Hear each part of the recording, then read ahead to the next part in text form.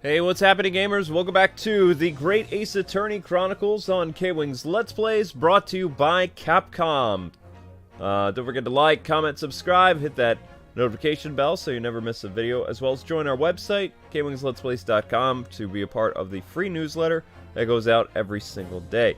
So, what is happening today is the continuation of the case of, what's his name, Baron Van Zeeks, who is arrested and is innocent of the crime of killing Inspector Gregson. So, yeah. Allegedly innocent. What do you mean allegedly innocent? No, he is innocent. What? I mean, we believe he's innocent. Yeah, I believe. I believe he's innocent. Come on, Luke, he's the Reaper. Is he? Is he now? With some interesting revelations yesterday. Luke hasn't slept because of bank stuff. Okay. And we are so thankful. Thank you for the thoughts and prayers about our bank problem, because we came this morning and all the fees were like inexplicably gone. And we don't even know how that happened. Well, almost all of them. We got one fee. We got a fee from our rental agency. Oh. It wasn't too bad. Okay. Because they had to refund us, and then they gave us a fee for the refund. Well, we can't really help that. Yep. I mean, I don't know what you could have. Nope, there's nothing we could have done bank, about that. though. Yeah, for the bank, everything worked out good. Well, everybody had to listen to me rant on Bomberman, so everyone will be thankful that you're here. No more Dark Amber, says Goki. Alright, guys, don't worry. Luke will protect you from me. Luke can't. So I think we need to go to the hospital. Great to see you. Yeah, bingo. Definitely. There we go. Yep, definitely Casey's World. Yeah, we're there. We, definitely praise God, because I have no explanation for how our bank fees were removed. So thank you so much for your thoughts and prayers. I can only say that is a miracle. So thank you Jesus, thank you God. Definitely. Okay, all right, thank you.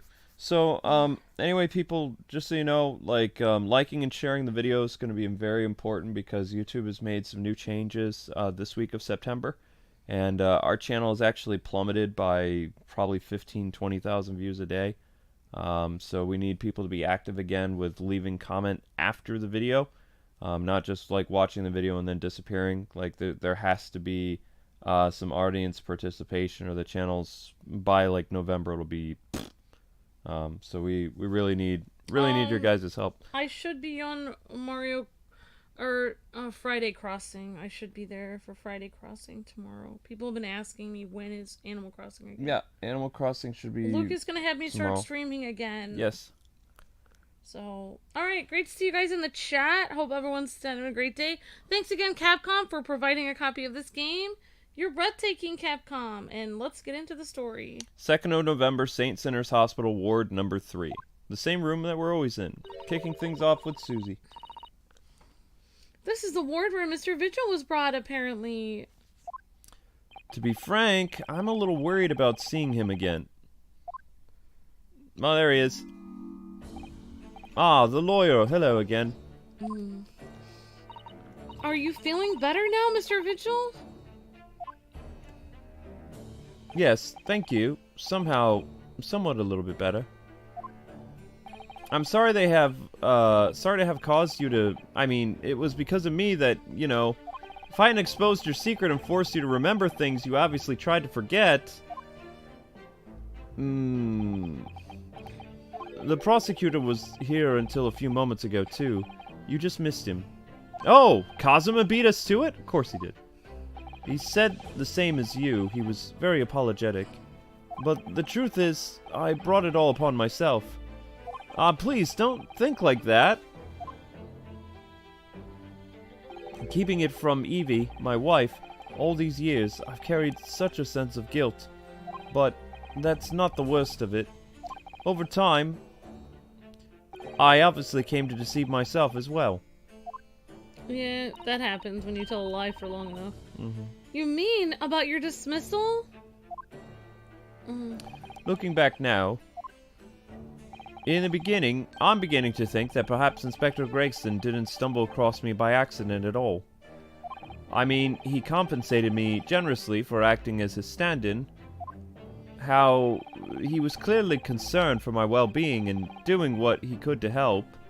So perhaps Gregson knew exactly what had become of Mr. Vigil all along then? I'm sure this just deserts for 10 years of lies and deception, but it wasn't me that helped the professor escape 10 years ago. It wasn't. I swear it. I swear it. Okay. Oh, Mr. Vigil! I'm sure you'd rather not, dredge up even more from your past at this time, but if possible, could you tell us exactly what really happened? Are you serious, guys? I want to. I need to get it all off me chest. I just, want someone to tell me what I should have done. Okay. Well, I guess he's in a talking mood. Gregson's request. Inspector Gregson was obviously engaged in a special operation of some sort. He was investigating something that even Scotland Yard couldn't know about. Details of the Reaper's marks. Yeah. It was one he had to carry out these investigations that I would take his identification and impersonate him. You'd pretend to be the inspector and carry out investigations on his behalf? No, never. A common street peddler couldn't possibly carry out a proper police investigation. All I would do is go to the specified location, make a little hoo-ha. Hoo-ha? Just something to leave an impression, so everyone there would think a detective called Gregson was here. So, that's what you were doing on the day prior to the incident. Yes, he asked me to make an appearance at the park on Lime Street of the Red-Headed League event. So, as usual, I flashed the inspector's identification around and was very vocal about my presence. Oh, but then you were taken prisoner by those red-headed fraudsters. Yes. So, you would always make a point of showing Gregson's identification and generally being loud? That's what the inspector asked me to do, yes. Well, that's one way to become a legendary detective, I suppose. Not a good one, though. Right, and as you know, I suffered this bruisey around me neck at his hands. But following day, they kept their word and released me. Without returning the inspector's identification to you, however. We had arranged to meet in Frenzo Street, room 5 that day, so I could report back to the inspector. But the agreed time, that's when I heard the gunshot. Okay. Sorry we missed the PlayStation thing, guys. I forgot about it. It was at midnight on June 17th, 10 years ago. That was the time scheduled for the execution. But the professor's execution never actually took place, did it? Or rather, the execution itself must have been used to effect the plan of escape. I hardly dare to imagine what a chilling plan it was. Barclay was renowned for being the highest security prison in the country, you see. Everything that went in or out of the place was searched multiple times. But there was one notable exception. Or rather, one notable loophole, something that was never questioned. I have a feeling I know what the loophole was now. The coffins into which the bodies of the executed convicts were placed, correct? Yes. Once the coroner had confirmed the death of a condemned convict, the body was taken into its coffin for immediate burial in Lowgate Cemetery just behind the prison. The chief warder first began to sign the necessary papers. After that, no member of the staff was permitted to touch the coffin containing the body again. Interesting. When executions took place, only the executioner and the coroner were permitted inside the chamber. I would wait in the adjacent room for word that the condemned convict was dead. On that occasion, once I had that confirmation, I went into the mortuary to find a lone coffin as usual. The procedure was that I would sign the paperwork, having checked the coffin, then nail it shut. But for some reason that day, the coffin was already nailed shut. No! I didn't think anything of it at the time. I assumed that my deputy must have checked the coffin and nailed it before I arrived. So you mean the coffin contained... Yes, I can only imagine that Ahsoki, having escaped his execution somehow, was alive inside the coffin. The coffin was then taken through the main gates and deposited in the Low Gate Cemetery.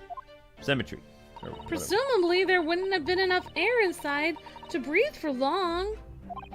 So in the early hours following the burial, somebody dug the roof of the coffin again to set Genshin free. But in the end, he was fatally shot in the graveyard anyway. What on earth really happened in Lowgate Cemetery that night, I wonder? I'm afraid I really don't know. All I can say is with certainty are two things.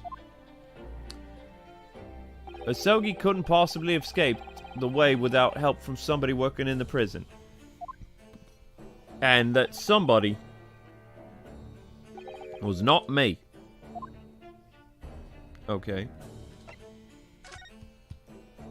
Obviously you knew the man then, huh?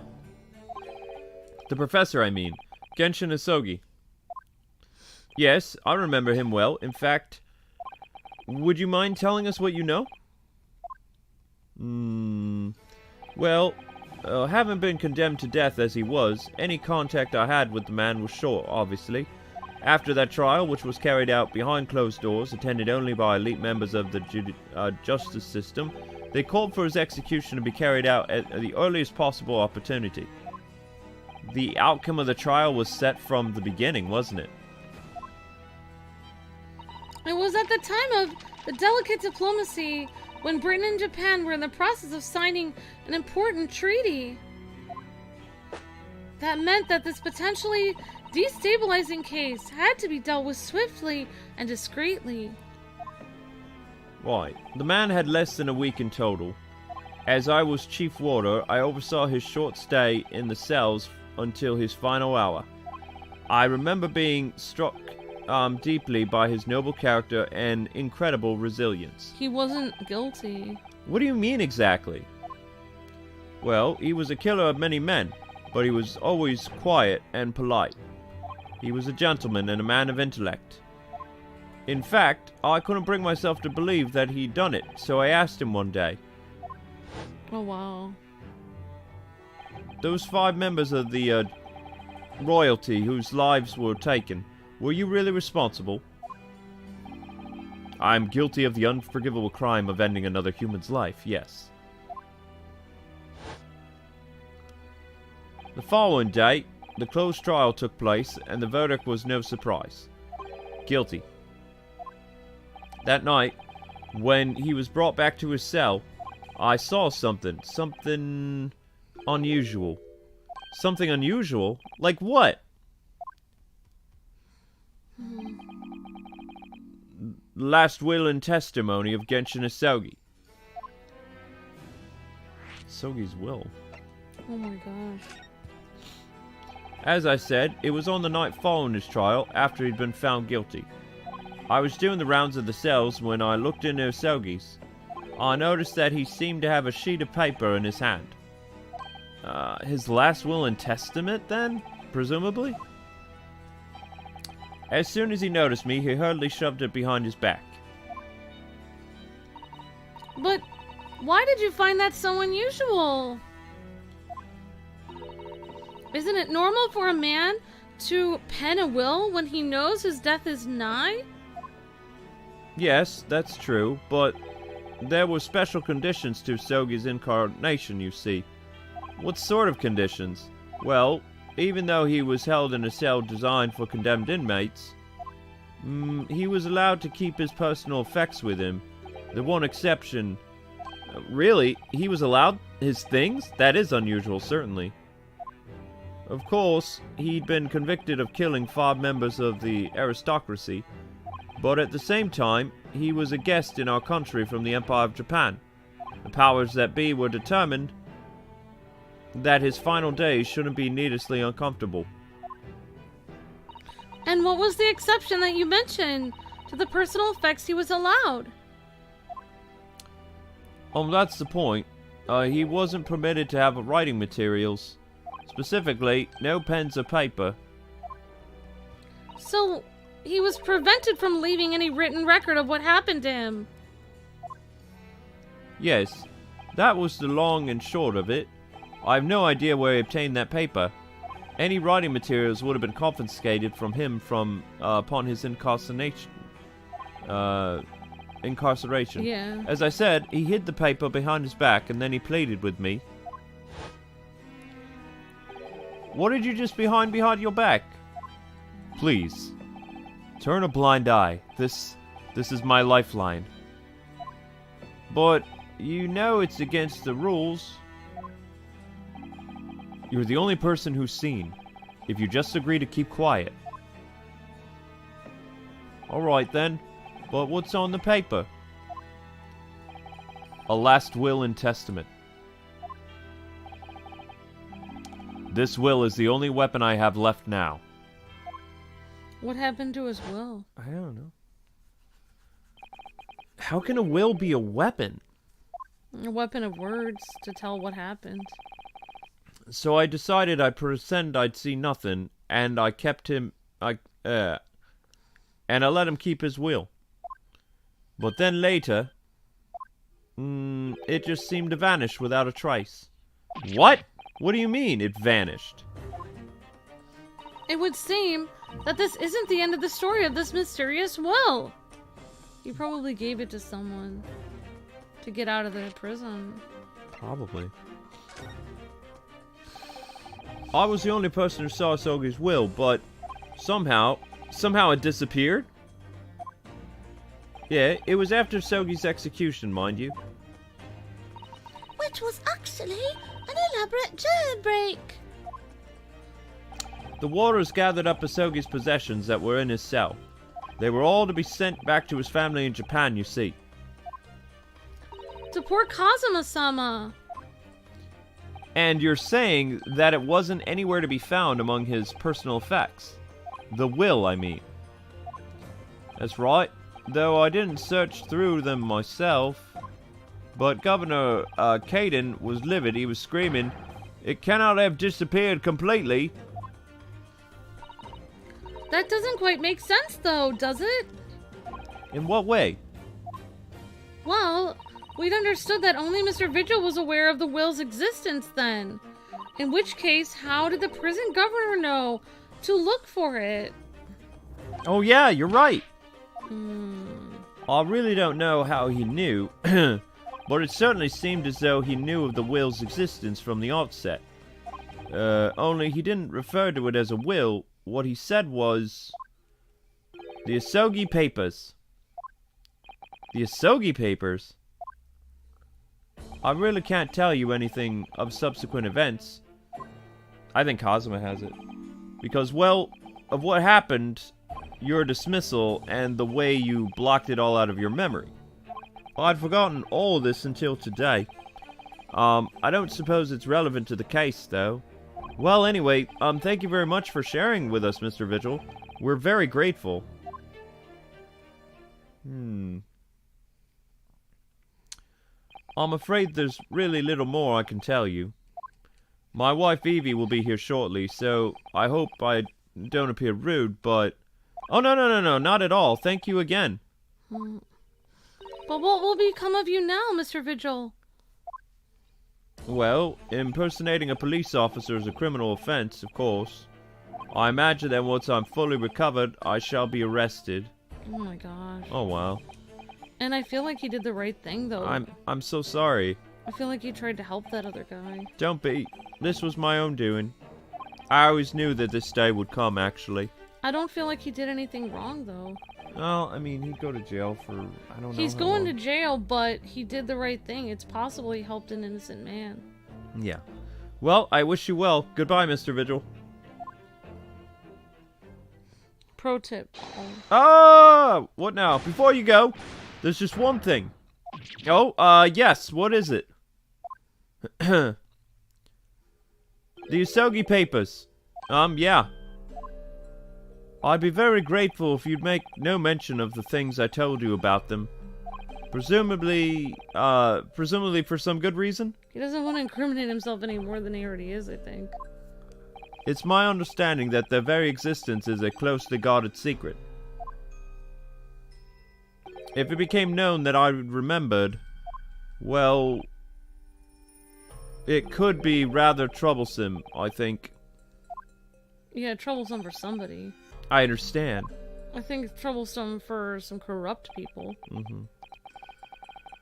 Some sort of will that Genshin Usogi penned just before his death, which the man himself claimed was his last weapon.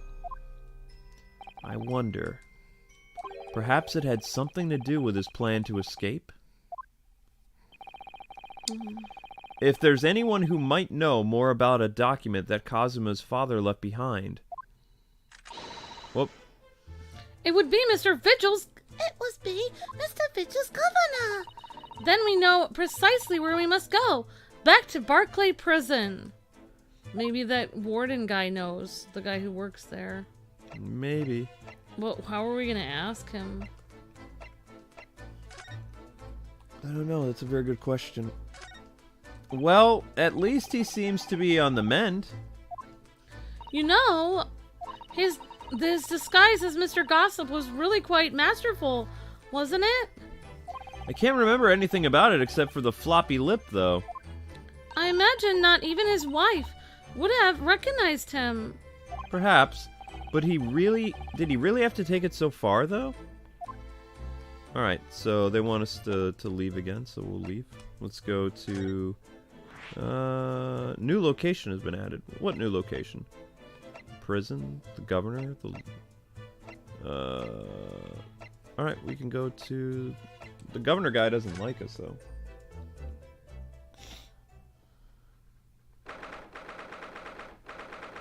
Alright, here we go. 2nd of November, the prison governor's office. Ah, back again, are you?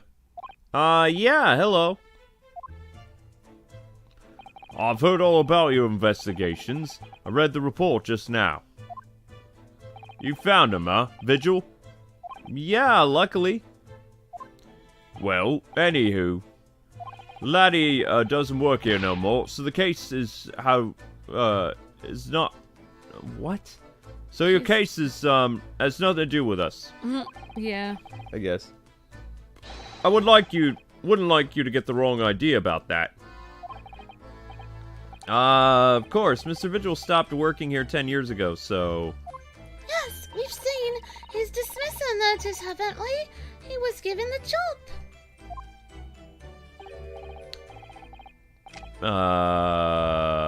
Aye, Kimmer, very keen, very well. How about a wee handcuff biscuit? Oh, they really are like the little handcuffs, and as hard as iron, too. So, what's brought you down here, eh? Well, there's something that we'd like to ask you about, actually. Is that so? We believe there might have been a document that disappeared from the Genshin Usogi cell. I think it's been called the Usogi Papers, or something.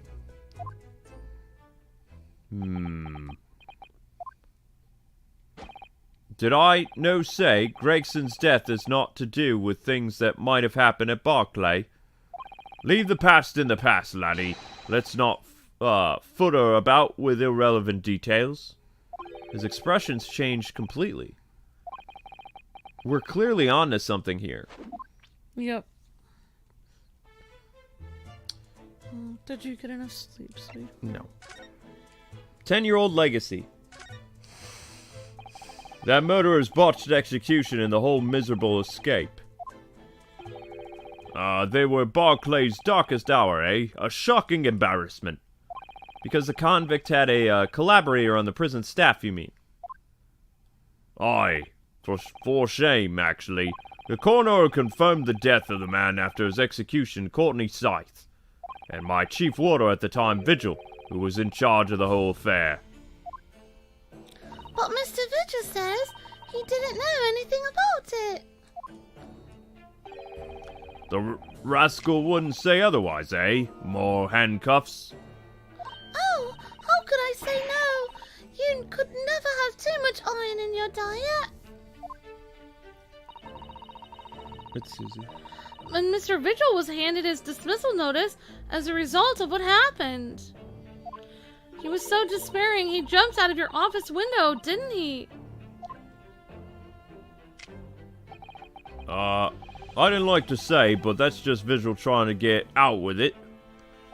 Do you think he would have jumped from the shock of his crimes being exposed? Exposed, eh? I do. I don't think so. You would have said otherwise, huh, would you? Of course, I cannot shun all responsibility myself. I shouldn't have let him deceive me. I think that's what he said, I don't know.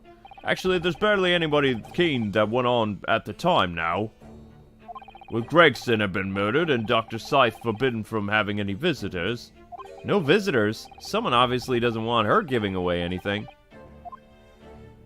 Well, we're not going home empty-handed. Oh, I wouldn't dream of sending you packing without now, Kimma. Here, take a handcuff or two. Oh, well, it would be rude to say no. Wouldn't want to become anemic. I suppose, if there's anybody who might still be keen about what happened back then. And it'd be that last for the forensic division. Maria Gori. Really? Is that it? Maria Gori. Yep, Okay. exactly. Maria Gori, what? Yeah, it is, honey. Aye, sis daughter. She didn't have no more, just the one. But we Barons followed in her mom's footsteps. You don't see her without a scalpel in her hand. Oh. Creepy. Mama, what is this? Ah, what? Where did she spring from, randomly? And did she just call the doctor ma'am? Mama? This is my least favorite character. I don't like this guy. They put his words all weird together. I know that they're trying to have really him do hard. like some type of accent, but It's really hard to read what he's saying because they're not actually writing words. They're writing like weird syllables that don't always go together, and it's just really weird. Yeah. Dr. Scythe's daughter, Maria Gori, we could do with talking to her then, probably. Gori. So, she's Dr. Scythe's daughter, but her surname is Gori? Aye, there's something, some family history, I'm sure, but I don't keen the ins and outs of it. She grew up watching her mum working with bodies of folks who died in strange circumstances, and decided to do some with her own life. I cannot understand it myself, but whatever. Perhaps she was driven by a deep respect for her mother. Perhaps. Anywho, she was in charge of Gregson's autopsy, I believe. Right, and the coroner responsible for this incomplete report. Someone told me once that wee lassie always loved her mum's stories about cutting up bodies. There's even a rumor that she used to listen to her funeral march as a lullaby. What? Well then, perhaps her mother might have told her about the autopsy from the case 10 years ago. Aye, I'd say there's a fighting chance at least, yes. After all, that was a life-changing case for all of us. Wouldn't her... We really need to speak to Miss Gori herself about this, I think. Well, thank you very much, Mr. Warden guy. Isn't her mom Dr. Scythe? I'm so happy about... No, I'm no happy about any part of this. It took years of Londoners to finally forget the whole professor business. Can you give up on this, laddie? Stop asking pointless questions. I'm sorry. I don't like dredging up these painful memories for anybody. Can you know... what the...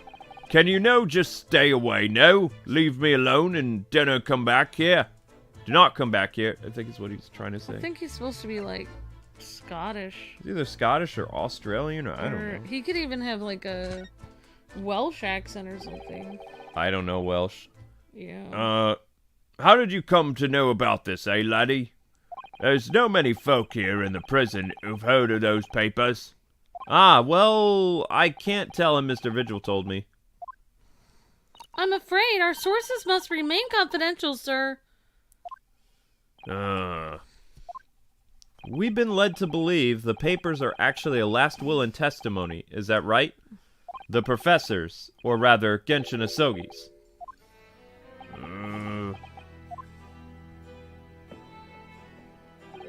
Oh, that's right. You're well informed, Jimmy. Oh, is that the end of the silent treatment? Well, then after the convict's execution, it mysteriously vanished from his cell, didn't it? Avers, no, you're off at half-cock there. I think, you don't quite get your facts straight.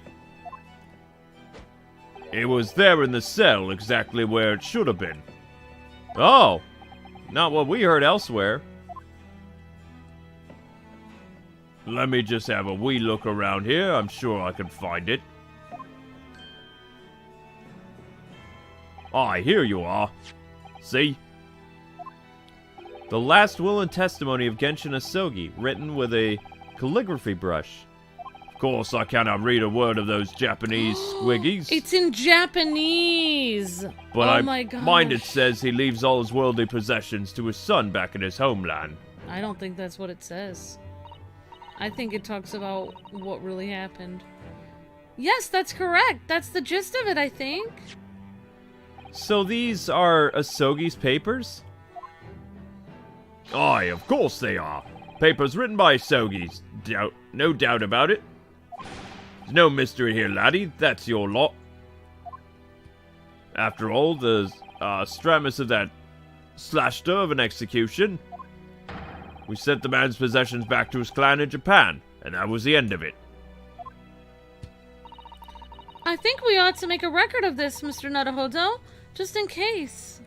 The Usogi papers have been entered into the court record. One thing before you go on your way, Mr. Naruhodo. Yeah, what is it? Those papers are now, have nothing to do with Gregson's death. I'd prefer it if you didn't make no mention of them outside this office, or rather...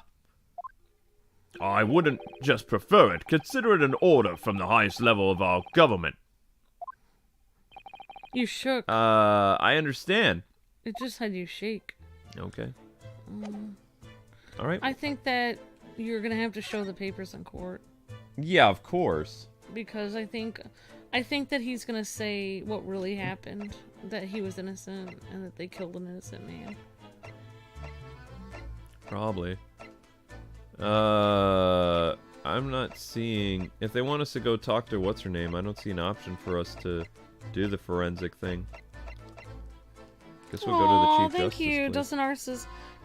Can you tell Luke you're both awesome, and I'm glad you guys are playing this. It came to my mind yesterday, and I'm so glad you guys are playing this game. I'm enjoying it. You're so Thank sweet, you. Dustin R. Alright, hang on one second, guys.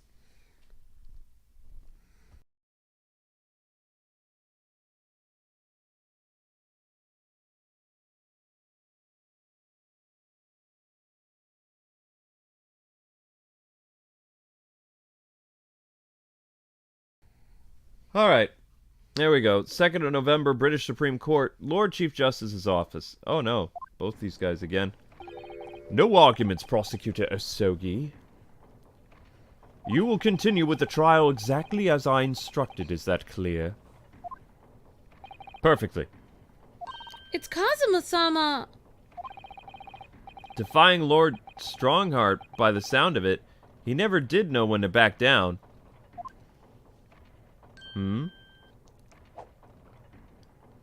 On your way now, Usogi, my lord. What? Kazuma. Kazuma, what's up? Nope. He left without saying a word. That was weird. Yeah. Yes, what are you doing here? Oh, hello. Well, I was just hoping to ask you a few questions, if you wouldn't mind. I wanted Van Zeek's trial concluded today. But Prosecutor Usogi's unwelcome inquiries are going to make it take longer than necessary. Unwelcome inquiries, what? As a result, I'm losing even more precious time. Currently 2 hours, 55 minutes and 41 seconds. 42, 43. Then we must resolve everything before 3 hours have passed, Mr. Naruhodo. And a miraculous not even 5 minutes, what? Anyway, I can't let that man's obvious bad mood put me off. I need information. Okay, so we get to talk to him. Fun. The Reaper. What is Strongheart doing to Kazuma? I don't know, OH. I mean, he's his boss, but... Does the Reaper Usogi believe that Lord Van Zeeks is the Reaper? Does Prosecutor Usogi believe that Lord Van Zeeks is the Reaper? I wouldn't know. It was 10 years ago now, in that fateful closed trial, that Lord Van Zeeks made a name for himself among the justice system. By the time the next trial he fought, he lost. But the next trial he fought, he lost? What? I don't know. It meant the ringleader of a criminal organization was acquitted thanks to all of the jurors being under duress. But that's awful! The man's freedom was short-lived, though. He lasted just 3 days. Yes, let me see. He died in a rock slide at his place of work, I believe. Correct. That was the inauguration of the Reaper of the Bailey. And people believe Lord Van Zeeks was responsible? He was brought to trial himself, but it was shown to have been an accident. He must have had a solid alibi then. Nevertheless, the mysterious deaths continued. In total, 16 persons perished in unusual circumstances, obtusely at the hand of the Reaper. That's a long run of coincidences, yes? Well, the Reaper's true identity may well be revealed by this trial. And the impact that revelation would have on the British public cannot be understated. Is that why it's a closed trial? Precisely, yes. A closed trial, okay. This country hasn't seen a closed trial for 10 years or so. So the last one was Professors, huh? The trial of Genshin Usogi? Correct. Actually, we heard that originally, you were going to prosecute the trial yourself, Lord Strongheart.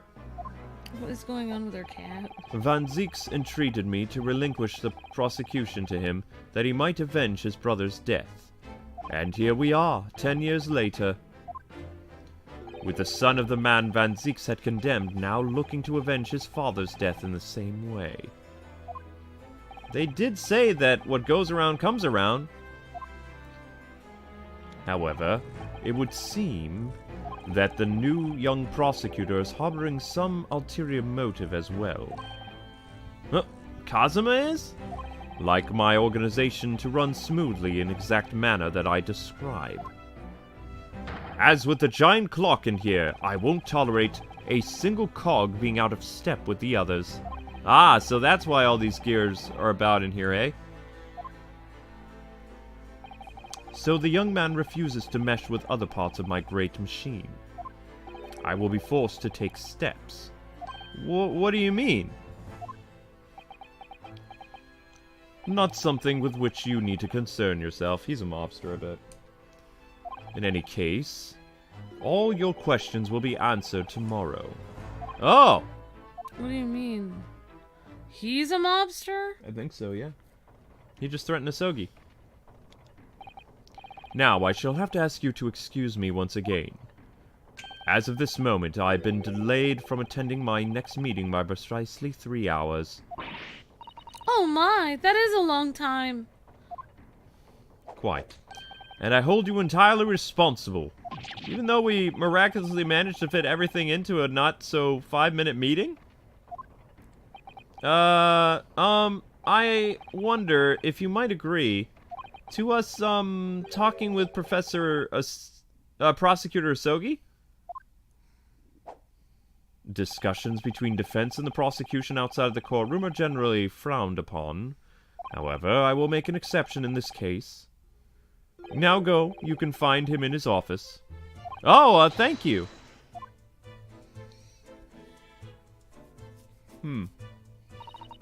Let's go to see him at once, Mr. Naruhodo. Right. Kazuma's my best friend in the world, but I'm really not at all sure I know how to talk to him at the moment. Guess you have to figure it out, won't you? Whoops. Lord Chief's office, prison governor, the prison, Forenzo Street, the hospital, prosecutor's office. There we go. Private office of Lord Van Zeeks. Now currently Asogi's office.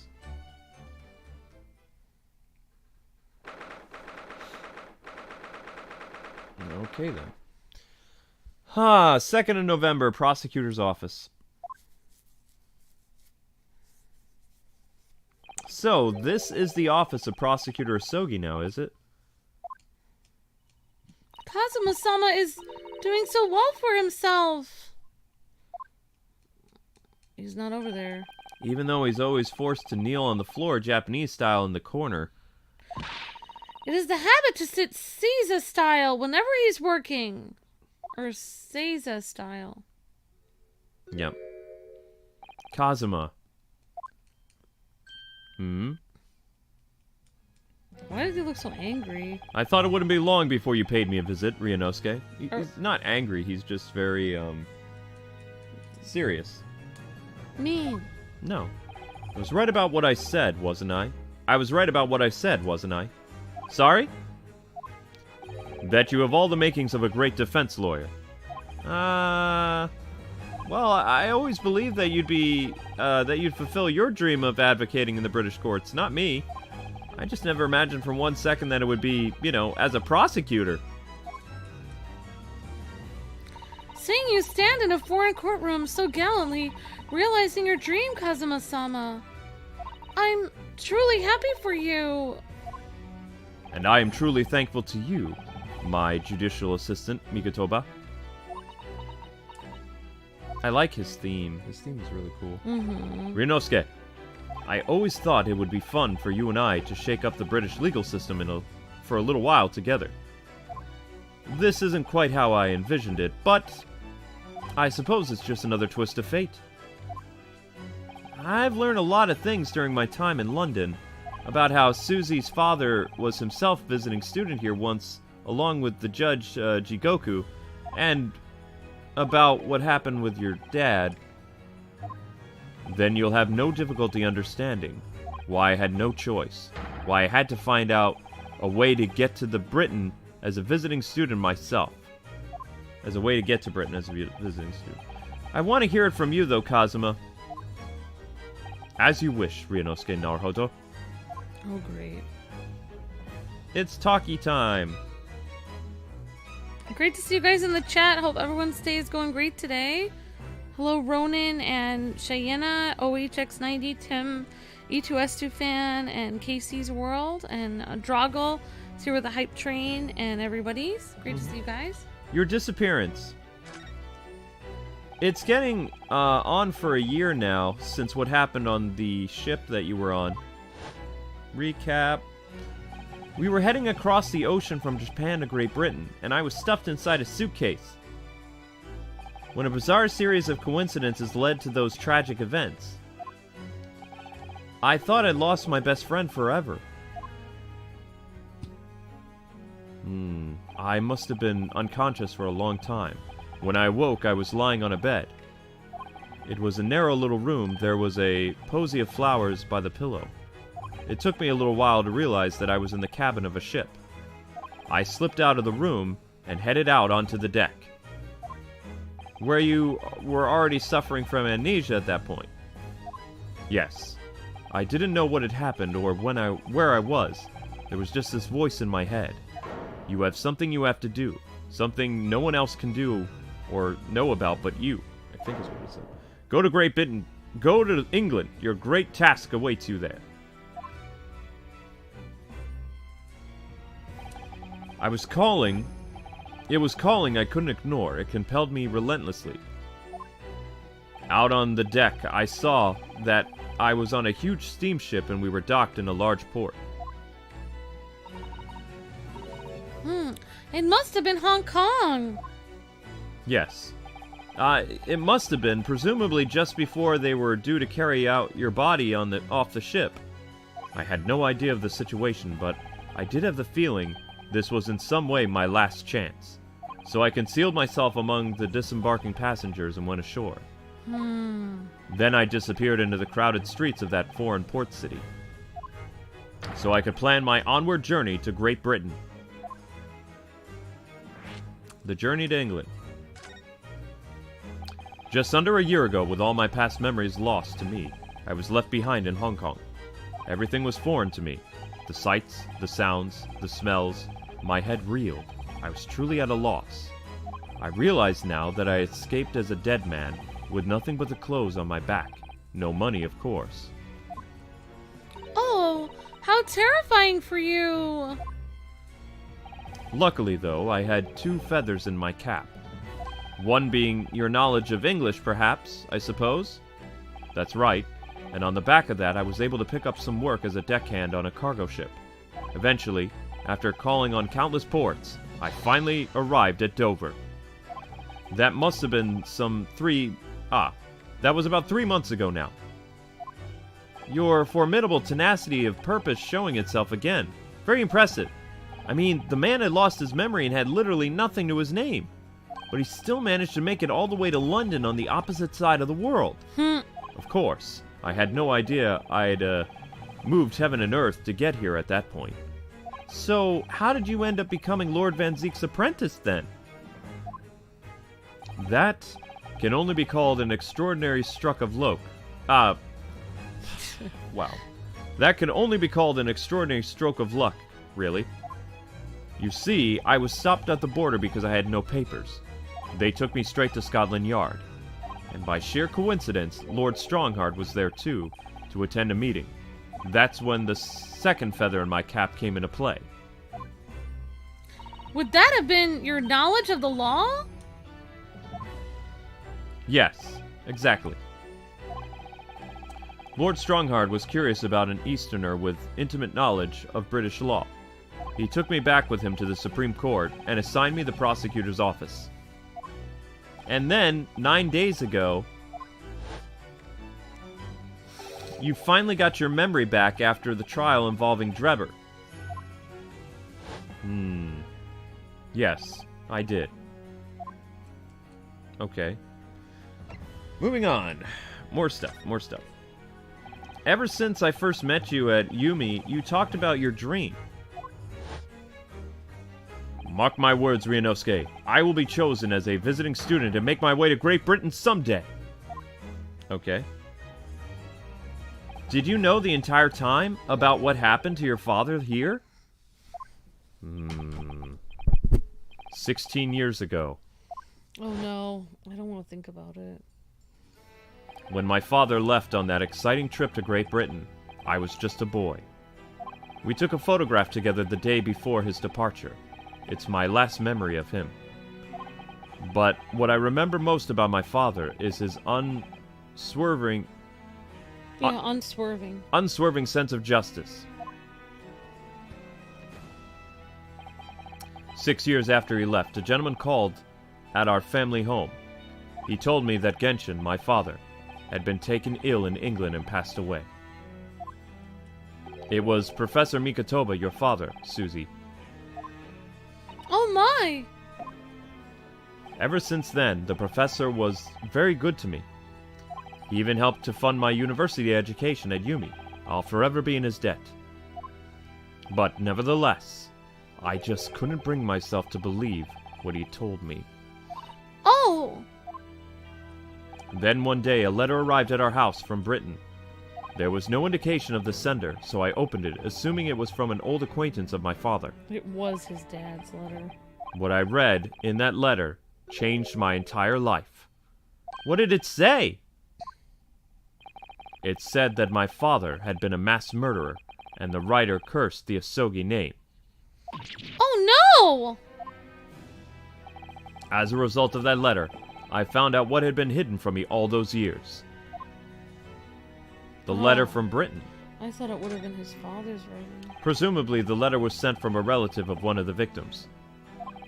If whoever it had been a member of the justice system, he could have been present at a closed trial.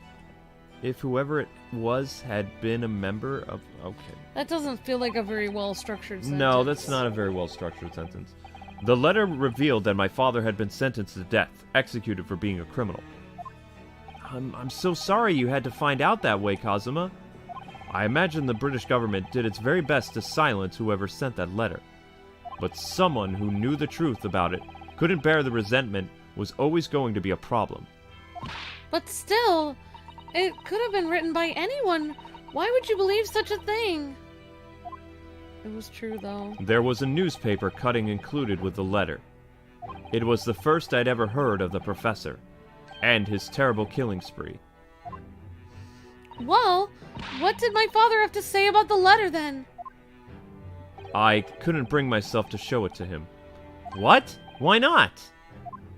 Because he deliberately concealed the truth from me by telling me my father was taken by a fatal illness. That couldn't have been easy for him, and he'd done it out of consideration for my feelings. So instead, I showed the letter to Judge Jigoku. Oh, to the other visiting student. He flattered for the briefest moments, but then he just laughed the letter off. But in that moment, I saw it on his face. He was undeniably shocked, shaken momentarily before recovering his poise. Oh! A year later, my bereaved mother succumbed to the strain of grief, and she passed away too. That's when I made up my mind that one day, without fail, I would cross the seas to Britain and seek the truth for myself. The truth about my father, Genshin Usogi. And I wouldn't let anyone stand in my way. Oh, Kazuma-sama! Wow. Dude has like a steel will. What we learned today in court turned things completely on their head. It was an impressive piece of lawyering, Ryunosuke Naruhodo. Lord Van Zeeks isn't the Reaper, you know that though. I almost don't want to believe it myself, but it turns out that Inspector Gregson himself, the victim was... It's clear that the Inspector was behind the Reaper's activity all along. What? You mean you knew? The real question is, who's been giving orders to the Inspector? Yes. Barak von Zeeks is the real Reaper. What? And I know that 10 years ago, it was him who decided my father must be a mass murderer and sent him to his grave. No! He was merely seeing that justice was done as the law dictates. He's not to blame, Usogi. Ultimately, it's people who condemn people. The law is just a tool that they use to do it. And when a man condemns another, he must take responsibility for his actions. Of course he must. But I know for certain that my father would never have taken another man's life. Kazuma. On the contrary, my father's life was taken by the Reaper. Whoa. Okay, well, he's done talking. Now what? I can't believe he told us that, because, like, he probably shouldn't have told us that, because, like, we could have accidentally tell Van Zeeks, but we're not going to. No, I don't think that would be... Can we show him the Usogi Yes! Papers? Oh my gosh, Luke. What does he say? Kazuma, what do you make of this? Oh no. There's only one place where defense lawyers and prosecutors should discuss evidence, the courtroom. So it seems you're still confused by the situation. That's what I make of it. Oh. I get the feeling my friend's always going to have the edge over me, isn't he? Alright, so he doesn't care. Oh, he cares. But the game wants you to show him during the court scene. So it would be more dramatic that way. It would be so weird if you guys poured over the papers now, and he was like, oh my gosh, it's my dad's papers. Nope, it's gonna be in court that happens. This came up in trial, didn't it? Something a little dubious, I mean. The fact that no time of death was recorded on the Inspector Gregson's autopsy report is a little strange. Yes, there was some unexpected turns in the courtroom earlier. The suggestion that came up with the certainly took everyone by surprise. The idea that the victim died the previous day at some other location is quite something. Well, considering when the pocket watch had stopped and the scorch marks on the candle, it's certainly a distinctive possibility the evidence and the scene both point to it. To be honest, it bothered me too. So I paid a visit to the autopsy room earlier. The coroner responsible wasn't there, but I got a name. It's Dr. Gori. If it wouldn't trouble you, Kazuma-sama, we'd very much like to speak with the coroner too. Of course. The last thing I want is anything to be brushed under the carpet. Scotland Yard's autopsy laboratory is behind Lowgate Cemetery. By the prison, you mean? Ah, you know it, do you? The prison where my father was incarcerated and robbed of his life. Kazuma-sama! Well, thank you. We'll pay a visit to the laboratory later today, then. Good. Yeah. Alright. Oh, yeah, I agree, Kyle. It's weird that nobody checked a pulse when they buried him. But I think whoever buried him purposely buried him with the intent of rescuing him later. I think. Ryunosuke, I, want to thank you. What for? For this. You safeguarded the soul of the Usogi clan. Well, I mean, it's a famous sword that's been in your family for generations. My only slight regret is that I never got the chance to draw it before I returned it to you. Kurama is said to have been forged by a master swordsmith during the Sengoku Warring States period. Oh wow, that's pretty famous. I come from a long lineage of warriors, many of whom were expert swordsmen. Well then, you're a chip off the old block, I'd say. This blade, Kurama, is a symbol of the Usogi clan's honor and might. Apparently, one of my father's apprentices even took the blade's name for a surname. Really? Kurama, it sounds so formidable, that's for sure. 16 years ago, when my father was visiting a student here in London, he had his sword forever at his side. Which is why it means so much to me that I have it by my side again now, too. And that is all thanks to you. It was an honor to safeguard it. A Japanese samurai's sword is his soul. That's true. Alright, so we need to delay the other stream. We're going to move the other one to 7:30. We'll do 7:20. That should be fine. Okay. Sorry guys, I just have to move things around a little bit. And remember guys, liking and sharing the video is very important. Like, we're at only 60 likes right now. Now I have preparations to make for tomorrow. Perhaps I said a little too much. Kazuma, you've changed a lot. No, Ryunosuke. I haven't changed at all. It's you who's changed. Me? I can completely understand your resentment of Lord Van Zeek's, given what happened, of course. The fact is, those events and even this case are, well... unrelated? Is that what you want to say? How can you be so sure? Well, what do you mean? Never mind. That man is the Reaper, and it is for that reason that the inspector was killed. I'm going to prove as much of that in court tomorrow, by whatever means necessary. I can't let you do that, Kazuma. I know you'll do what you can as a lawyer, but I'm sure I don't need to tell you that I won't be taking any prisoners in the courtroom. I expect nothing less. Until tomorrow, then, in the Old Bailey. Goodbye, my friend. Okay. Well, I guess that's that, so... Luke should get hired to do voiceovers for Japanese films. Thanks, weird man. Thank you. I mean, I've always liked, dubs and stuff. The problem is I even though I studied like Japanese history in college and high school, my hardest thing is, because of my learning disability, being able to pronounce foreign languages, like being able to say names of especially Japanese people. That was always difficult for me. So I came up with like nicknames and stuff in order to get through my papers and stuff like that as best I could. But I got a lot of points taken off for not saying the names correctly, like during presentations and things like that. It's just not. I could teach you how to pronounce Japanese names, because there's so many of them, and there's so many different periods and I know, like but every consonant and every vowel in Japanese is the same every time.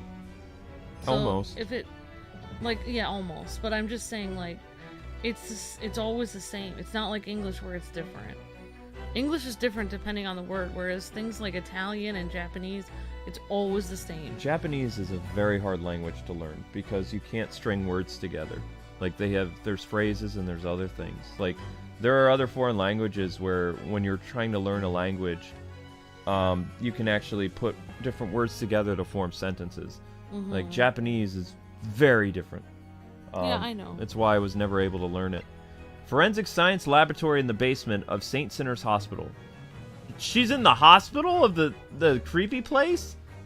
Oh wow, that's weird. Okay, well that's where we're going. You got this, is Bruce. Thanks, Bruce. This is gonna be fun, definitely. I hope so. I don't understand this hospital area. Like, I thought this girl is the daughter of the Dr. Scythe. I guess we'll find out, won't we?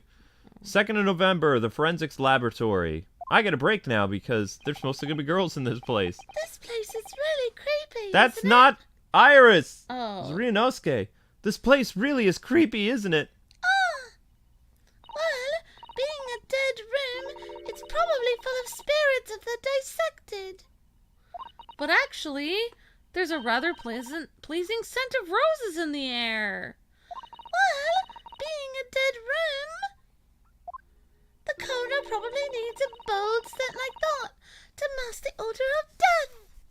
I've noticed like that the forensic room has changed compared to when we were previously here. Yeah, look at all her stuffed animals. There's stuffed animals, there's a bit more color. It's not as creepy. Iris? Do you think we could change the subject, please? You don't like talking about death, Ryunosuke? Shink, shink, shink, shink. What? What was that? Shink, shink, shink. Sharpening of knives, I think. Psh, psh, psh, psh, psh, psh. Dr. Gory? Oh man, I don't know how to do this voice. What? I don't know. Yeah, something creepy. That noise before... I was sharpening my tools. I'd be dead meat if I didn't keep a perfectly keen edge on them. Right! When following the collagen fibers in the dermis, an expertly sharpened scalpel cuts flesh like cheese. Would you like a demonstration? Oh, yes, please. I'd love to see. Then, I think you'll do nicely. Huh? No. I wouldn't do nicely at all. Put that down. I mean, maybe some other time. Okay, maybe I need to. I don't know. I think I could do an English accent. Oh, tisk. What was that tut just now? Well, we came here to ask questions, so... Shink, shink, shink, shink. Okay. Thank you. We have actually met before. I'm a lawyer, if you remember. You're not dead yet. What? What is that supposed to mean? So Mama said I wasn't to cut you open yet. She's so strict about things like that. Well, that's good. Dr. Scythe has some scruples, at least. Oh dear! It looks like she's not interested in talking to us, Ryunosuke. For the time being, anyway. Right. Yeah, for the time being, you mean. Yep. Until we die. I hope that's the way of it. Okay. Shink, shink, shink. Sorry, but, I wasn't planning on dying anytime soon. Tisk. Surely there's some less drastic way of making her listen? Time of death? I mean, how do we get her to... Oh, I know. I could get my culinary knives and No. I can make the sound. No. Let's go over the autopsy report, see if that does anything. I mean, it came from her office, right?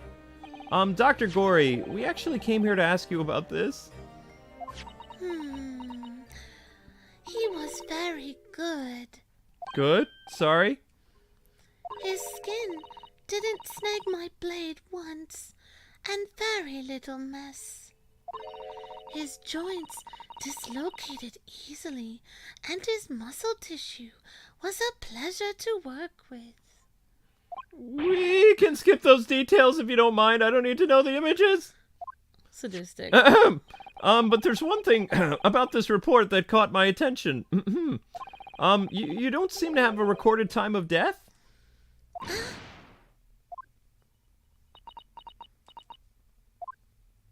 Oh, wow. That's not my fault.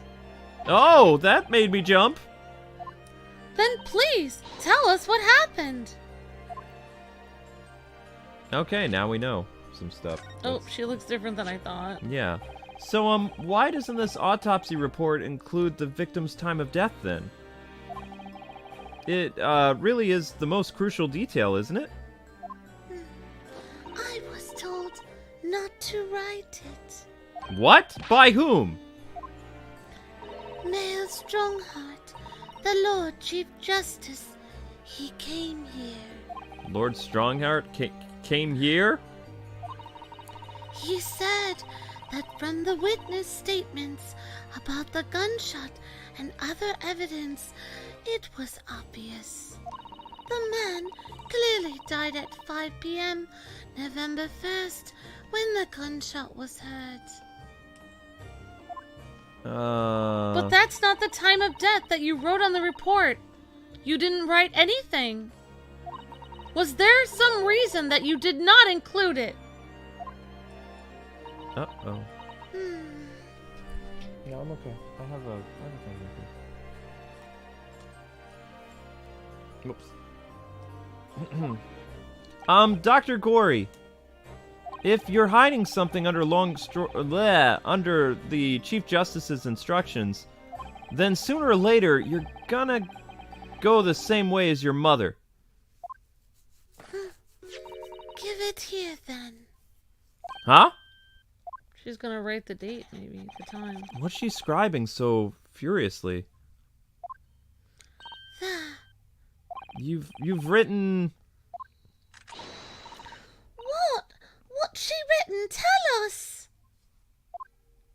Intermediate. But... The details of the autopsy report have been updated in the court record. What is that? Intermediate. Intermediate? What does that mean?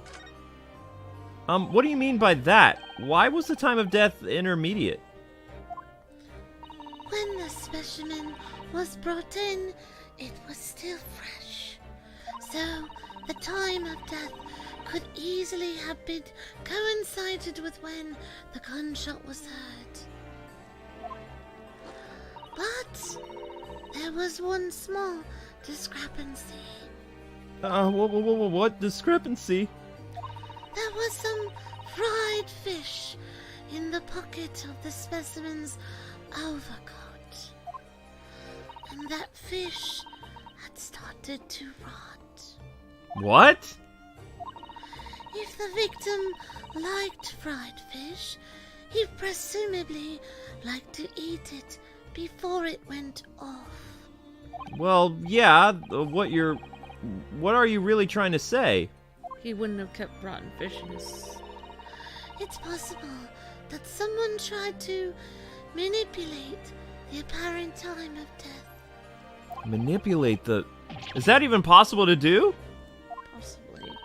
Theoretically, if you were to chill the body in ice, you could delay the onset of putrefaction. And if the overcoat wasn't on the body at the time, then only the fish would start to rot. So the fish only would have started to rot if it wasn't on the body. Okay. With today's science, it is not yet possible to determine if the body was chilled or not. But today's science is advanced enough to let you freeze a corpse, it seems. Oh, but surely to chill a corpse like that would require an enormous electrical refrigerator. And I don't imagine many households in London are equipped with such a device. No, definitely not. But maybe in a factory or some special places. I don't recall seeing any factories or such like on Fresno Street, though. I wonder if the inspector's body had been chilled somehow. What might the actual time of death have been, Ryunosuke? I couldn't say for sure. But at the most, it might have been a day earlier. No! In other words, it would corroborate your previous deduction, Mr. Naruhodo. And Inspector Gregson was killed a day before his body was discovered at a different location. Did you inform Lord Strongheart of this possibility? He simply said that there were no electrical refrigerators on that size in the vicinity. How would he know details that intricately, though? Oh yes, one other thing. It's something the governor of the Barclay prison told us. He said that your mother, Dr. Scythe, was responsible for confirming the death of the professor after his execution. The professor.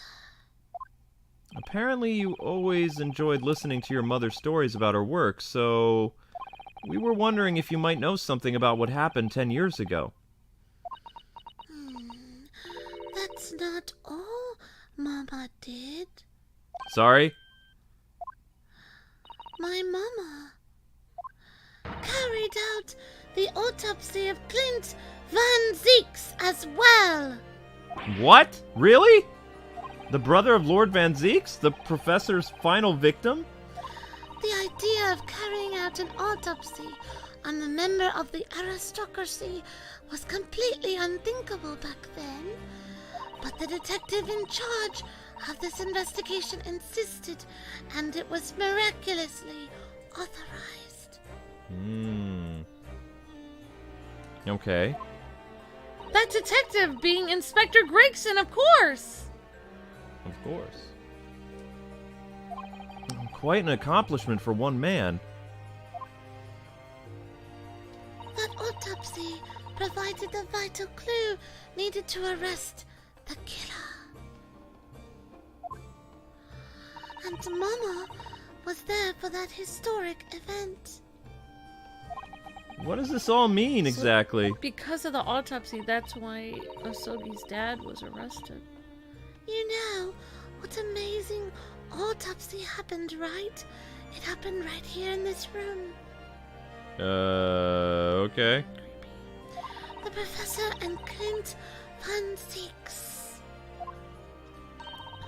They both spent their final moments before their burial on that dissection table there. So this lab, Mama's lab, was instrumental in some of the country's most important events. She really is proud of her mother, I'd say. Okay. Yeah, but those were both corrupt events. I wonder if you'd tell us more about exactly what happened back then, Dr. Gory. I don't think she knows anything else.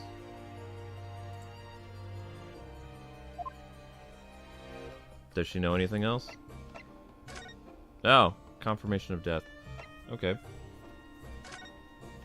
The professor... Oh, sorry. The professor's execution was Mama's first big case.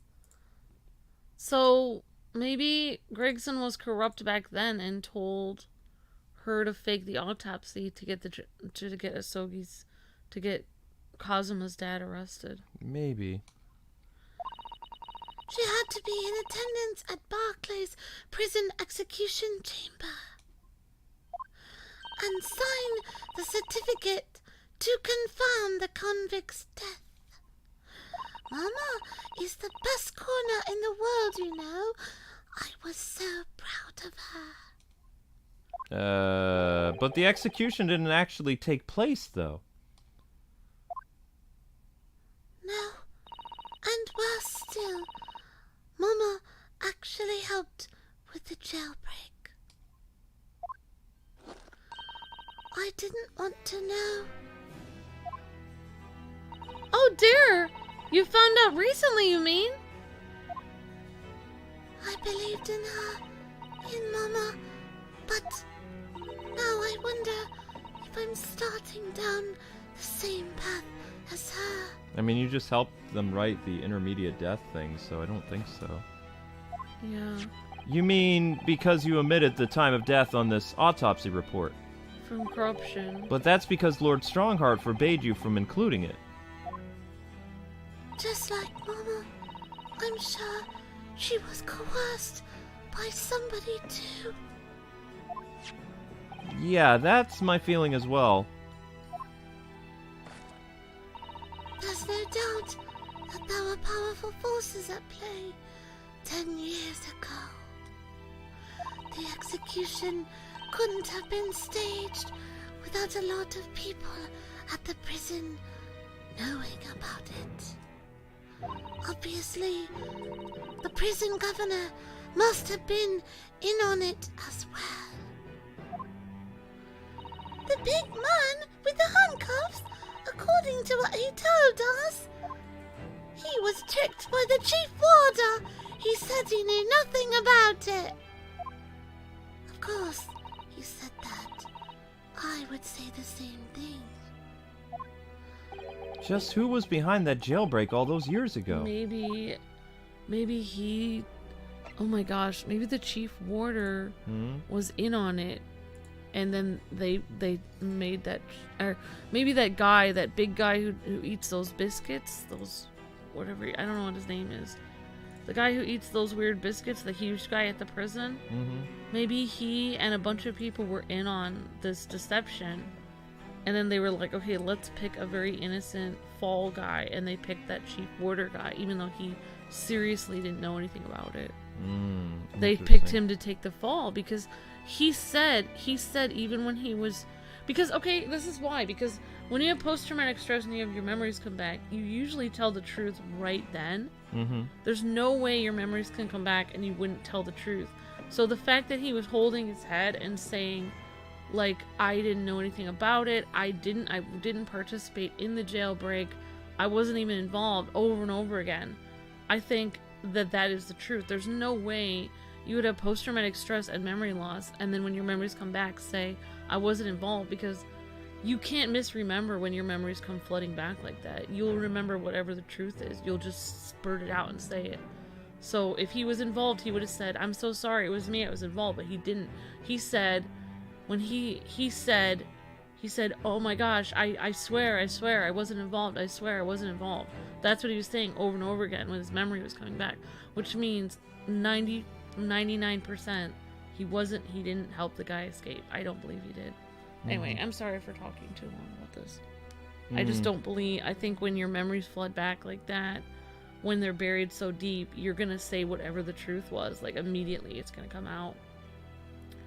Like when people go under hypnosis to figure out what the truth was from a traumatic event, they always tell the truth. They can't lie. When your memories just start flooding back like that, you always say whatever it was. So that's why I honestly think he didn't. I think that woman is correct. She said a bunch of people were involved in the jailbreak and everything else, and the chief warder was the only honest man in the entire prison. And that's why he was blamed, because he was the only honest person there. So you're saying that the the warden guy is also like in on whatever's going on. Yeah, so in reality, the fact that this guy, it's almost like Gregson found him after his life was over, and because he felt bad, because Gregson was probably indirectly the cause. It was his corruption that caused that guy to lose his job. It's almost like Gregson felt guilty because he was the reason that guy, an innocent man, lost his job. What I don't understand is, prison. do you remember in the last game, there was a list of names that we found that looked like they were assassination targets? It had John H. Wilson, it had Hosogi on it, had Gregson's name. Like, how does that all like come into play? Like, people were gunning for these people for a very long time. Like Gregson's name was on the list, Hosogi, John H. Wilson, and most of the people on that list were dead. Maybe like even Kazuma's name was on it. And maybe anybody involved, any loose ends, whether good or evil, whether they were involved in a good way or a bad way, maybe any loose ends, anyone that knew about it. Like whether they were good or evil. Maybe it didn't have to do with what side they were on. Maybe it had to do with the fact that they knew anything. Like anyone who knew. Mm-hmm. I don't know. Should we do Clint's autopsy, honey?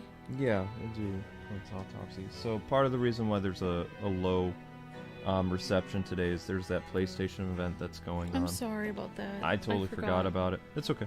Yeah. Clint's autopsy. You mentioned the autopsy of Clint Van Zeeks. And can you guys hear Amber's creepy voice or no? It was at the time when carrying out autopsies of murder victims was very unusual. It's still not a practice that's observed in our country, even now.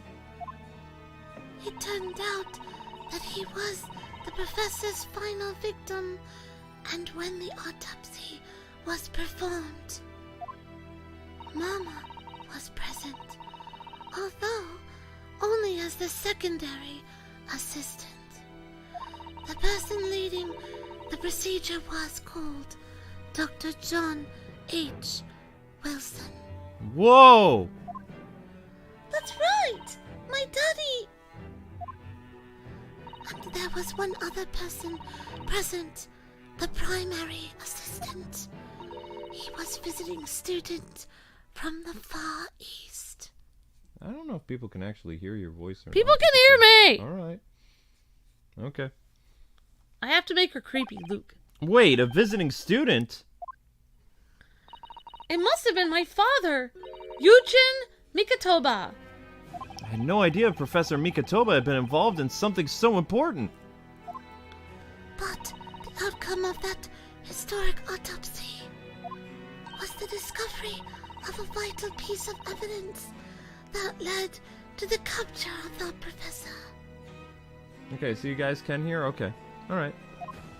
So that's how they came to identify Genshin Usogi as the infamous mass murderer? What do you happen to know about that piece of evidence? Can you tell us any more?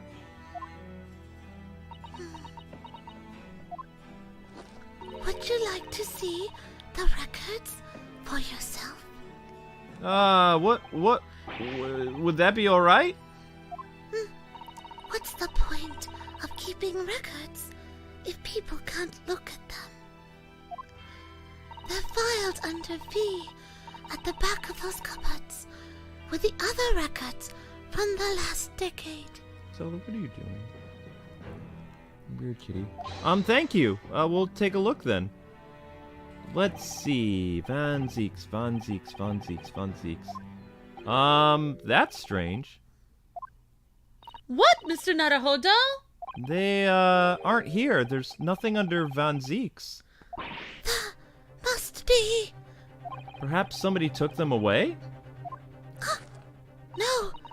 No one is allowed to take documents related to the professor case out of this room.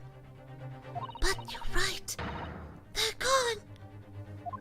Well, when was the last time somebody looked at them? Do you remember? It was... Oh, yes. I remember now. It was 2 years ago. A consulting detective came one day saying that he'd like to see the records. No, you don't mean... Herlock Sholmes was his name. Ah! Deep down, I knew that was coming.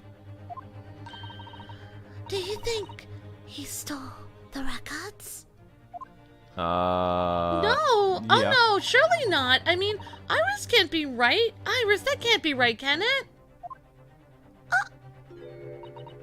Huh. He took him.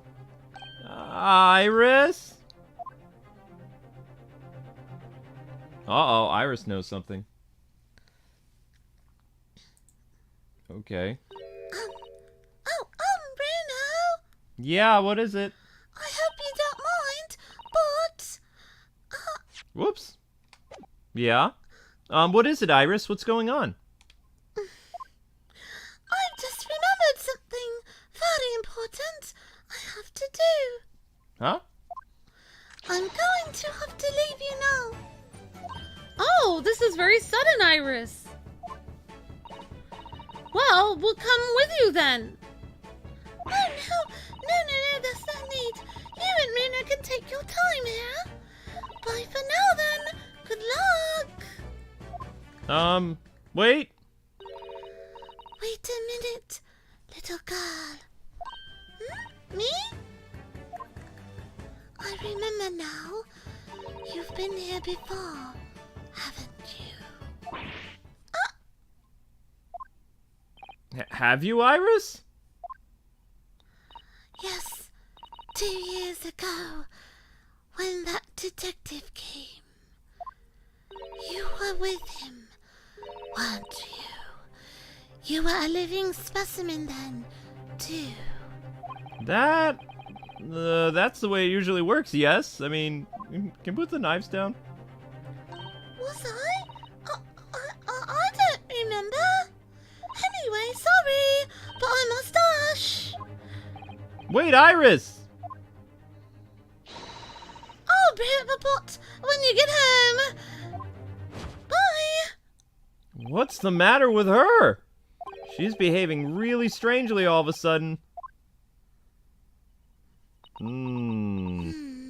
Well, in that case, we won't keep you any longer either. It's been quite a while since I had visitors. This was really fun. But next time you come, I'd prefer it if you were ready for dissection. I can't make any promises, sorry. She wants to dissect us. It's a bit strange that the record of Clint von Zeke's autopsy has disappeared. But I think we've asked all we came to know now. Okay. Well, It feels like she's trying to do the right thing. She's sad about her mom being in jail. She realizes her mom, what her mom had to go through. It's hard when that's your living, you know, that's what your living is. Yeah. And you can't really see if they tell you like you need to put this on the autopsy report or you get fired. That's what you've worked your whole life for. You'll lose your job. You'll end up possibly on the street or, you know, not able to take care of your kids. It's really hard to be coerced like that. Anyway, it's just hard. Yeah, that's true. All right, so we're back on Fresno look Street. what happened to the other guy. He lost his job at the warden. He couldn't do anything at the prison. Like, he ended up being on the street trying to peddle food. I mean, it's not like there was unemployment, you know, compensation back then. Right. Those of you guys in the chat too, like, what time did the PlayStation event start today? Do you know? Like, just let me know in the you know, the chat on the side. I'm just curious about something today. The police are still busily investigating in here then. But Gina's nowhere to be seen. Where is she? Yes, it has been blissfully quiet, hasn't it? Perhaps she's out investigating on her own? Practicing what her boss taught her? Well, I'll expect she'll be back before long. Shall we wait, Ryunosuke? Actually... It already ended an hour ago, people said. Okay. There's something different about this room since the last time we were here, isn't there? We could always use the time to investigate more thoroughly. I mean, what's different about this room? I'm sorry I didn't cover the police station event. You're fine, you didn't know. I kind of forgot about it. And what's this little chest here? This little trunk wasn't here before, was it? Oh, it appears to be made of metal. It must be very heavy. I wonder to whom it belongs, Ryunosuke. There's some initials on the outside, though. Look, TG. Let's ask one of the policemen if they know how it came to be here. Boy! Oh, that's what's wrong. Oh, what do you think you're doing? Uh-oh. That's my trunk it is. Hands off. Gina! Oh, well, where were you hiding? I dunno. You leave something unattended for a few seconds, and every Tom, Dick, and Harry's got his greedy eyes on it. Just a wild guess, Gina, but, what? Oh, Spit it out, Odo. Come on. it's fair to say that you've only owned that trunk since this morning's trial, right? What? What are you trying to say here? Where you going, Zelda the cat? Come on, this trunk goes with me everywhere. Always has. Where have you been the last year? Trying not to incur your wrath, mainly. Inspector Lestrade. Brady said the thing was all right. Okay. I mean, we could always, like, cover it later tonight or something. Like, I already know. They announced the Spider-Man 2 game finally, and there's a Wolverine game. I mean, we could stream our facial reactions to it tonight if you want. Watch the stream over and react to it. No, I don't think so. I'll do it in the morning if you guys want to. In the morning, yeah, maybe. But that's kind of my day for Animal Crossing. You should hear 'em thanking the yard now. They should be ashamed of themselves. They're saying that was the boss who killed all them bludgers. Ah, you mean the whole Reaper thing, huh? Yeah. Apparently the boss was investigating stuff that no one else at the yard knew nothing about. Stuff to do with all them criminals what got off scot-free and all. Yeah, the ones persecuted by Lord Van Zeeks who used bribery and corruption to evade convictions. Well, then obviously it was Bloomin' Reaper giving the orders, weren't it? But why would people be suspecting Inspector Gregson of being involved in the killings? Well, I mean, there was a notebook hidden in his office. Oh no, this doesn't sound good. It had details about all the crimes that had been pegged as the Reaper's work. What? No! Did you see it, Gina? Did you see that notebook? They wouldn't. Blame and let me. 'Cause I'm just an apprentice, apparently. But it was me that found it. And he was my boss. That's right. It was pretty miffed about it, so I sneaked a peek at it, what it said anyway. Oh! That's our Gina! Okay, the secret notebook. So you managed to see what was written in Gregson's secret notebook, anyway, did you? Why, I say it. It's my right to read what he wrote. And Not wrong. what had he written, Gina? What did he write? Dates, times, places, names, and a long list of them he did. All details about the bludgers supposed to have been done in by the Reaper. But there could be an explanation for that. Perhaps it was a record of the inspector's investigations into the Reaper's activities. Exactly, that's what I said. That's the first thing you'd think, right? As it happens, it was full of names I recognize anyways. Well, the Reaper's targets were almost exclusively known leaders of London's criminal underworld, so... Yeah, well, but there was one name right at the end that was a bit odd. At the end of the list, you mean? Hasn't been taken off yet. I'm pretty sure the date on it was 31st of October. Oh, the day before the inspector was found dead. So what was the odd name? It wasn't like a name that I've seen before. It was something like, Nah, it's no good. I can't remember it. I don't think it was actually an English name, put in it that way. Oh dear, what a pity. Not an English name. There was something else too.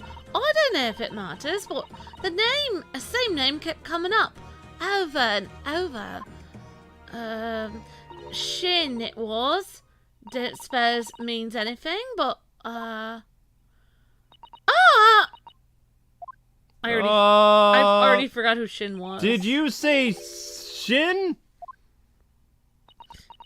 Well, does it mean something then? Yes. Lord Van Zeeks knew the name too. He mentioned her as well. The woman who actually did the deeds. And now we find out her name appeared in Gregson's secret notebook. Maybe he was trying to take down everyone related to the Reaper. I don't know. Yeah, but there had to be two killers because she was in Japan, she took care of John H. Wilson, and then she got stuck there. And then, who was killing people? Who was the one who killed the Irish guy and some of the other people? Like, I mean, maybe it could have been Gregson who did those two in. I mean, he was in the courtroom when that stagecoach was set fire. Oh my gosh, Luke. I just thought of something. If I was a secret person that was trying to take down corrupt people, and I was running some kind of assassination ring, who would be the last person that I would assassinate after I was done with everyone else? I don't really... You would assassinate the person you hired to do the killings. That's what most bad guys do in all the mobster movies. Yeah. They hire someone to kill everyone, and then they kill the guy they hired. So maybe Gregson hired that Shin lady to kill everyone, and then he went and killed her himself after she did everything he wanted her to do. We already know who. She died because of the Japanese guy. The photographer killed her. Well, maybe he was going to kill her, or I don't know. he was going to finish her off. We haven't seen you for a while, have we, Gina? Well, of course not. I've been busy, ain't I? Investigating and that. Right. The lads at the yard are trying to trace the boss's movements the day before it happened. The day before? That would be undercover investigation into the Red-Headed League, then. Only the boss didn't go, did he? You found some cove what was pretending to be him, didn't ya, Odo? Yeah, it was Mr. Vigil who actually went to the park on Lime Street that day posing as Gregson. Well, anyway, you ain't the one who turning stuff up. You got me own ways of getting results. Yep, tying up loose ends, exactly. The puppy!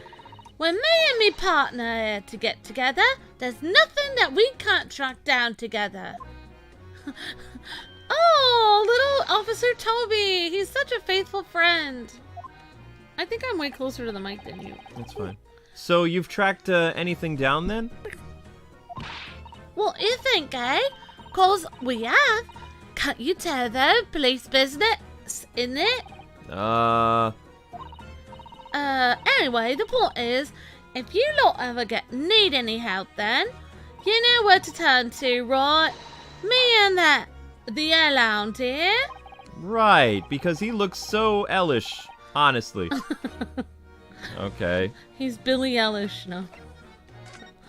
Anyway. Gina, about your little puppy there. Picks him up again. Cute. You mean Officer Chief Inspector Toby, do you mean? He's the pride of the force, he is. In Japanese, police dog means something quite different and not altogether nice to those involved in the crime. But here in Britain, it's a wonderful compliment, it seems, for a canine at least. It should be. After all, in the great exhibition case the other day, it was Toby here who managed to locate Drever's workshop. Let's try it. Maybe it's time for another demonstration of what this super dog can do, eh? Do you have something the Chief Inspector could catch the scent of, I wonder? Ruff. Okay. There, Toby. Don't lick my face so much. Oh, come Come on, Toby, lay off a bit. We have something. Oh, the hairpiece. Take that! Well, Chief Inspector Toby, if you wouldn't mind having a sniff of this. It's so cute. He might be a little too keen, don't you think? Ruff! Ah! The Chief Inspector made sort of work of Gina there. Toby! Woof. Look what he's going for. Oh my, that trunk clearly still has a very strong scent of Inspector Gregson. In other words, it must have belonged to him.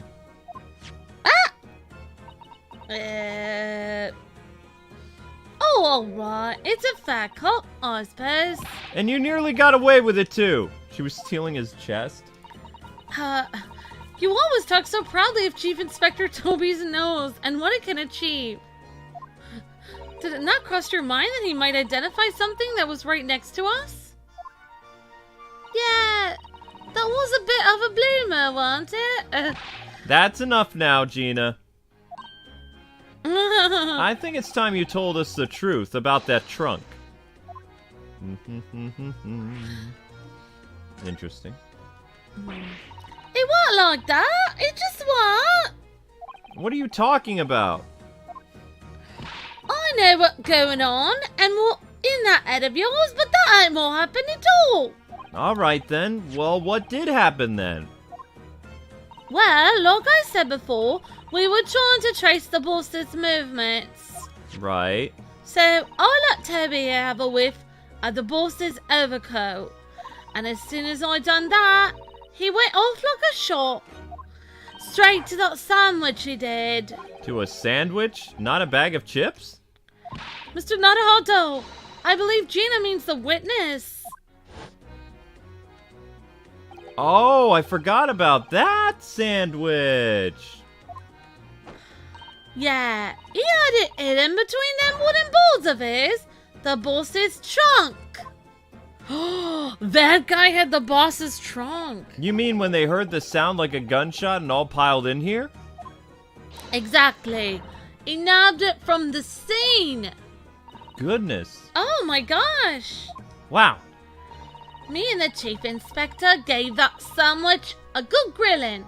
And you know what he said? Yeah, I thought it might fetch a good price that the chap wouldn't be needing it anymore, so, but that's all I did. Nothing more, nothing less. Would you Adam and Eve the check of it, eh? Stealing the dead boss's stuff to flog? So Miss Venus wasn't the only one to meddle with the scene of the crime then. How could they? Very He tried to interesting. steal his stuff. So anyway, that's how it happened. And it's a pretty decent trunk, so I figured I might as well make use of it. So she was gonna lift it now too. Okay.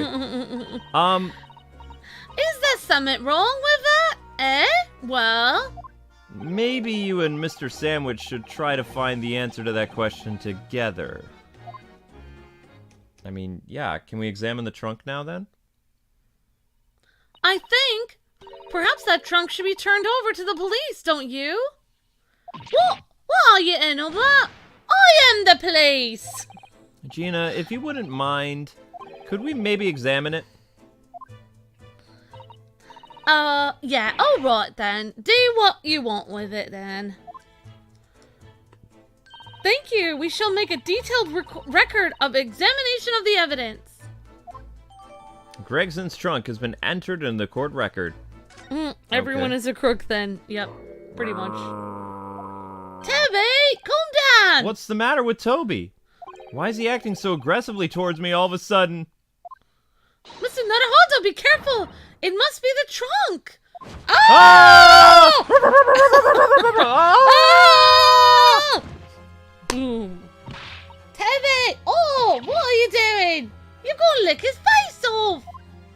Mr. Naruhodou, Mr. Naruhodou! Gina, quickly, hail a carriage! Oh my gosh, did I just get my face, like, eaten off? You were mauled by Officer Toby. The Hound of the Baskerville. He made a citizen's arrest. Second of November, no, Naruhodo's legal consultancy. Casey's World says jump scare of cuteness. Wow. Yeah, that's something. Yep. Down boy down, that's right, OH. Goki says, Nani? Mr. Naruhodo, are you alright? Huh? What? Miss Susie, conscious again at last. A blessed relief, my dear fellow. After all, to drop dead after a moderate licking by a small terrier, most unseemly. What is it? What is or isn't seemly is irrelevant here, Mr. Sholmes. Oh! Wow, Susie's being very protective of Naruhodo. I know. I'm so glad there's no lasting damage, Mr. Naruhodo. How are you feeling? Oh, I'm fine, thank you. Did you bring me back here? Oh, what's this on my head? A bandage? Sadly, we had no ice, so that's a compress of sugar and water. Sugar water? Don't worry, Mr. Naruhodo. It's a first aid treatment that my father taught me. Oh, thank you. Yes, so, let us take tea when you're feeling up to it, shall we? But of course, no sugar in the patient's cup. The bump on my head is throbbing sweetly enough, don't worry. Haha, whenever you feel ready then. Okay, well that's interesting. She's protective of her boyfriend, says Cheyenne. Seems to be. What do we do now, Susie? Bad dog! Head dog. Yeah. Are you alright, Mr. Naruhodo? It's rather unusual to find ourselves here in the middle of our investigations. It's just occurred to me that I might have forgotten something when we left this morning. Please, don't worry. As long as you continue to investigate thoroughly, you won't go far. Oh, yes, of course. I must get back to work as soon as possible. Okay, well, that happened. I guess we'll talk to Sholmes real quick. Actually, oh, we can't talk about the spade anymore. What's up, Sholmes? Thank you for your concern, Mr. Sholmes. My dear fellow, think nothing of it. I must say I was quite startled when I heard that you had been attacked by a dog. For a moment, I feared the infamous murderer of many had come back from the dead. You mean the professor? Fortunately, I see your prize throat is unscathed. That stiff turned-up collar of yours has obviously afforded some welcome protection. Was I that close to death? I really remember as a dog licking my face over and over and over and over and over and over. Well, if you wish to avoid such troubles in the future, a little mustard spread on the cheeks should do the trick. I should think that it would balance the sweetness of your bandage rather splendidly. Haha. Bandage? I have no idea. Well, let's go back to don't tell me investigation. Ryunosuke is going to be in court with a huge band-aid on his face. Probably. Or maybe on the back of your head if you fell backwards from the dog. Mm-hmm. If I had to guess, there might be something fishy in his trunk. That you have, Amber and Luke, says E2S2 Fanatic. Oh! Maybe there's fish in his trunk. Fish and chips or something. Maybe spoiled fish and chips. Yeah. But still. Dogs do like to roll around in rotten stuff. Gina, I'm really sorry. Dogs like rotten fish, actually. It's daft, isn't it? If you asked me a year ago, the cops would go hang for all I cared. But we gotta have police, ain't we? To catch the bloggers and all. So us divers can go about our business in peace. Okay. Wait, sorry, what? I don't think I heard you properly there. He said he was gonna teach me everything I needed to know to be a detective. Well, all he got round to showing me is where the best flaming fish and chip shops are. Actually, that reminds me. Gregson said he was supposed to be going to Paris in the near future, didn't he? She's reading her mind again. Something wrong, Susie? Oh, no. I'm sure I'm reading too much into things, Ryunosuke. It's just that the timing seems very coincidental. Huh? You know, the boss was acting a bit strange recently. Like he was always in a rush. Best chips in town. We got it. Okay. I don't know why. I guess we got to that part of the story, so we gotta... Yeah. Maybe he was leaving because he knew someone was gonna kill him. Maybe, but I think he was trying to protect Gina. I guess there's nothing else here. We can't talk to the officers, we already did that. Oh, we can actually examine the wig and this again. If it turns out that Gregson didn't actually die in here at all, where on earth could he have been killed? Well, one way or another, we must find out, for the inspector's sake. Yeah. You know, you look awfully pale again today, Mr. Naruhodo. Sorry. When I start thinking it all through, I conjure up some horrible images in my mind. Your imagination is the culprit here, then. Most certainly guilty. Okay. A hairpiece, maybe? It catches your eye as soon as you enter the room, doesn't it? It's such a bright color. It certainly makes an impression, yes. Can't possibly commit any crimes, can they? I mean, redheads stand out like sore thumbs. I'm afraid, with our jet black Japanese hair, we stand out almost as much here in London, Naruhodo. Haha, I suppose that's true. You mustn't think of committing any crimes, Mr. Naruhodo. I wasn't! Okay. Alright, just making sure. Alright, so... Why did she think you were always gonna do something stupid? I mean, he's done a lot of stupid stuff. Okay, so the prosecutor's office. I guess they want us to go back to the consultancy, but... I'm scared by a cute dog. How scary, says Casey's World. Yeah. Alright, I think this is a good stopping point today, guys. Trophy earned, best chips in town. Yay! We actually had, we have kind of a lower reception today. I mean, I really think YouTube's doing something sus. Because like I said, we've had the lowest views in our history. Like, yesterday we dropped down to 39,000 views for the channel. Today's probably going to be 20,000. It's just, I hope the Wario thing is successful, or I don't know what we're going to do. Because this is very bad, guys and gals. Let's do this. Like, even with our newsletter, they're preventing people from being seen and all kinds of stuff. It's just, I don't know what to do. We will be working with YouTube directly with a partner manager at Google starting in October, but how much of a channel is going to be left by October? Yeah. And a lot of this is our current network's fault in America, because they're just, like, we've done nothing but lose ever since joining them in March. Like, it's just been a downward... And, yeah. I mean, there's an international network that's very interested in us still, but, I mean, what's going to be left? But anyway, people, that's it. That's all for today. Thank you again, Capcom, for providing a copy.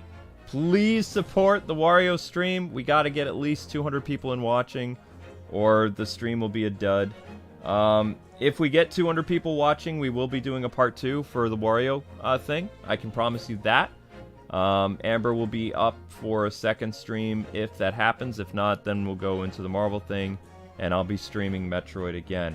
But thanks for watching, everybody. Like, comment, subscribe. Very, very important. Hit that notification bell. Make sure you're still subscribed to the channel. Something going on very fishy. Not just Gregson's Fish and Chips. There's a lot of really bizarre stuff under the hood of the KwingsLetsPlays channel that is just, like, awfully sus. But I'm going to go have some Chinese food and then get stuff set up for the Wario stream. And see you guys, like, around 7:30, 7:40 with your next stream. And like I promised, if we're able to get a certain amount of people watching and liking and sharing the video and commenting, stuff like that, we'll do another episode of Wario. But if it's very low recepted wise, no. Alright. See you guys later, and thanks for watching today. The case will continue tomorrow. Alright, guys, we'll see you in 20-30 minutes. God bless. Happy gaming. See ya.